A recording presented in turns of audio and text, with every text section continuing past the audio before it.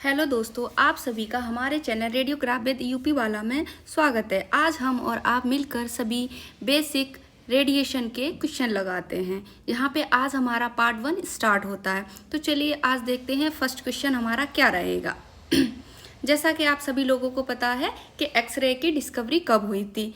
ए option 1892, B option 1895, C option 1898, D option 1901। जैसा कि आप सभी लोगों को पता है, इसका आंसर हमारा होगा बी 1895। 8 नवंबर 1895 को रॉन्जन जी ने इसकी डिस्कवरी की थी। चलिए सेकंड क्वेश्चन पर चलते हैं। X ray is a part of the spectrum. X ray किसका मतलब पार्ट है स्पेक्ट्रम का? रेडिएशन का, एनर्जी का, एटॉमिक का या इलेक्ट्रोमैग्नेटिक रेडिएशन का? तो आप सभी लोगों को पता है ऑप्शन डी हमारा सही है, इलेक्ट्रोमैग्नेटिक रेडिएशन का। Question number 3, the x ray have. X ray क्या है? A number no mass, B option the mass same mass as electron, C option the same mass as proton, D option the same mass as neutron. तो आप सभी लोगों को पता है कि मास का ना जो एक्सरे होता है ना उस पर कोई मास होता है ना चार्ज होता है, किसी प्रकार की कोई चीज़ वैल्यू नहीं होती है, तो नो मास हो जाएगा इसका answer. Question number 4, electron interact with the dead dash to produce X rays. मतलब हमारे इलेक्ट्रॉन होते हैं वो किस पर इंटरेक्ट करते हैं तब जाके हमारे जो एक्सरे है वो प्रोड्यूस होती है। Number A focusing cup, number B filament, number 3 starter, number D target. तो आप सभी लोगों को पता है किसका आंसर होगा डी टारगेट। टारगेट किसका बना होता है? टंगस्टन का। टंगस्टन का क्यों बनाया जाता है? क्योंकि ये हाई मेल्टिंग होता है और हाई एटॉमिक नंबर होता है। देन आगे चलते हैं number 5, imagining the movement of internal structure is known as. तो इसका ऑप्शन क्या होगा? मूवमेंट ऑफ इंटरनल स्ट्रक्चर, यानी कि हम इंटरनल स्ट्रक्चर को देख रहे हैं, ऐसी इमेजिनिंग कौन सी है? तो एटीन्यूएशन होगा, फोटो इमिशन, ऑब्जर्वेशन या फ्लोरोस्कोपी। तो आप सभी लोगों को पता है इंटरनल स्ट्रक्चर को हमें देखना है, तो वो क्या होगी? Fluoroscopy. Number 6, the X ray interaction responsible for observation is. यानी कि एक्सरे का इंट्रैक्शन रेस्पॉन्सिबल किस पर करेगा? ऑब्जर्वेशन। आप सभी लोगों को पता है जैसे कि A option differentiation, B photo electric, number 3 या सी एटून्यूएशन कॉम्पटन। तो आप सभी लोगों को पता होगा कि इसका आंसर क्या है? आंसर है बी फोटो इलेक्ट्रिक। नंबर 7 पर चलते हैं। Silver halide crystal are found in the film. Silver halide के क्रिस्टल फिल्म पर कौन से फाउंड होते हैं? बेस, सुपरकोट, इमल्सन या एंटी कर्लिंग लेयर। तो इसका आंसर क्या होगा दोस्तों? C emulsion. इमल्सन पर सिल्वर हैलाइड के क्रिस्टल पाए जाते हैं। Number 8, decreasing the developer temperature. मतलब जो डेप्लवर का टेम्परेचर होता है उसके बारे में पूछा गया है। तो option A decreasing oxidation, increasing contrast, decreasing density, increasing processing time. तो इसका आंसर क्या होगा दोस्तों? इसका आंसर होगा सी डिक्रीजिंग डेंसिटी।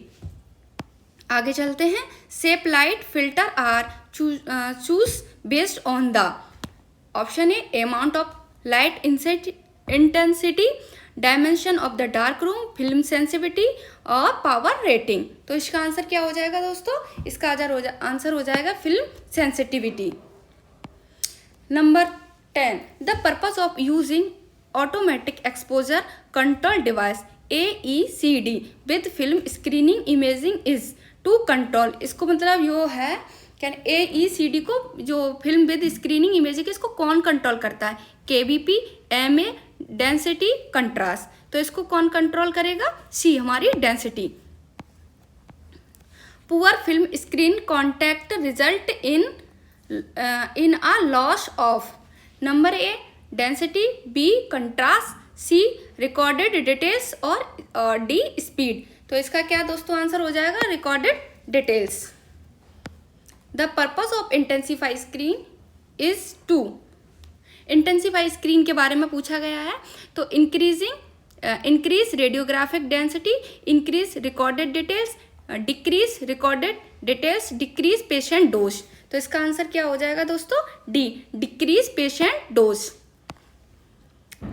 अगले क्वेश्चन पे चलते हैं। Which one of the following increase as collimation increase? Option A density, C B scatter radiation, C fog, D contrast. तो इसका आंसर क्या हो जाएगा? कंट्रास्ट। आगे चलते हैं। Shape distortion can be created by? Answer ए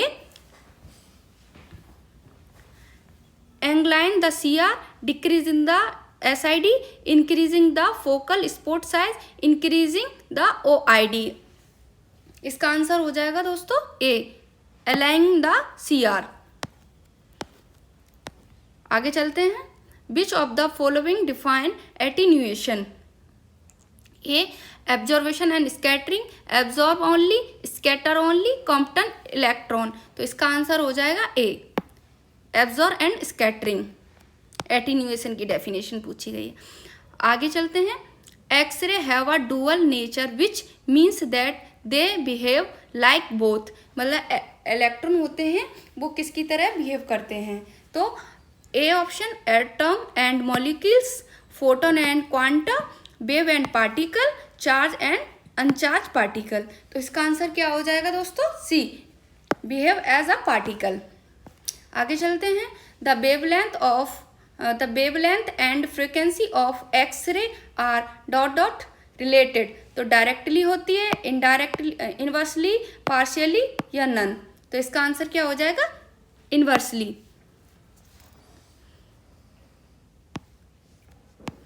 आगे चलते हैं। एक्सरे हैव अ डेडेडस इलेक्ट्रिकल चार्ज, यानी कि एक्सरे के पास कौन सा चार्ज होता है? Positive, negative, alternate positive and negative, no charge. इसका आंसर क्या हो जाएगा दोस्तों? जैसे कि आप सभी लोग जानते हैं इस पर नो चार्ज होता है, नो मास होता है।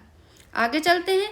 द एक्सरे है beam used in diagnostic radiography can be describe as being homogeneous, monoenergetic, पॉलीजेनेट, स्कैटर। तो इसका आंसर हो जाएगा सी।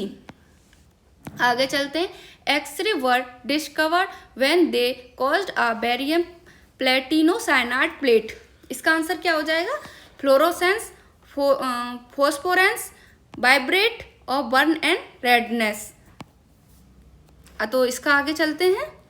इसका आंसर क्या हो जाएगा? ए फ्लोरोसेंस।